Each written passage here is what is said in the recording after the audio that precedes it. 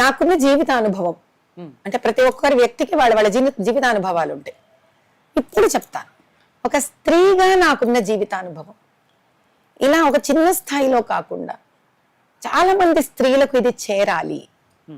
ఎందుకు స్త్రీలకు చేరాలి అని అంటే, నేను ఒక చాలా కాలంగా అంటే వివాహం అయ్యి పిల్లలు పుట్టి దానివల్ల కూడా మనిషికి ఒక మెచ్యూరిటీ పెరుగుతుంది.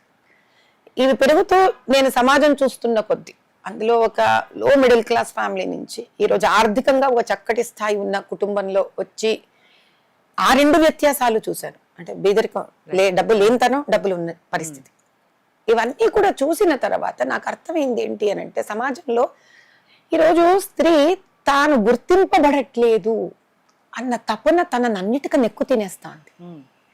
తనకి టాలెంట్ ఉంది లేదు కూడా తన సమస్య కాదు. ఎందుకంటే స్త్రీలు ఎప్పుడు నాకు ఇది వచ్చు ఇది రాదు వారికి ఆలోచించారు, వెళ్ళిపోతారు. నేను ఎంత దూసుకొని వెళ్ళిపోతానో ప్రతి స్త్రీ అంతే దూసుకొని వెళ్ళిపోతుంది. కానీ ఎక్కడ తనలోని బాధ ఏమిటి అని అంటే, నేను గుర్తించబడట్లేదు. సరే, ఎవరు గుర్తించట్లేదు? తన తోటి స్త్రీ గుర్తించట్లేదా? అసలు ఆ ఇంట్రెస్ట్ లేదు. పురుషుడు తనని గుర్తించట్లేదు అన్న ఒక భావన ఆవిడ వెనక్కి లాగుతుంది. ఇప్పుడు మీరు మగవాళ్ళని చూసారు, నన్ను స్త్రీ గుర్తించట్లేదనే ఇబ్బంది పడ్డు, పురుషుడు తనని గుర్తించట్లేదు అనుకుంటాడు. మీరు ఆలోచించండి సరిగ్గా. ఇప్పుడు ఉద్యోగంలో కానీ, రాజకీయంలో కానీ, లేకపోతే వ్యాపారంలో కానీ మగవాళ్ళ యాటిట్యూడ్ ఎట్లుంది?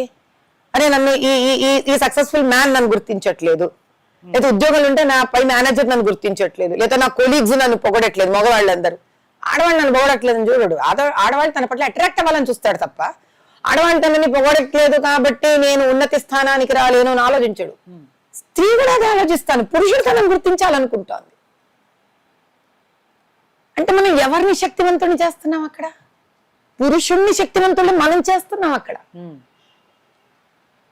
కాబట్టి స్త్రీని ఒక పురుషుడు గుర్తించాల్సిన అవసరం లేదమ్మా.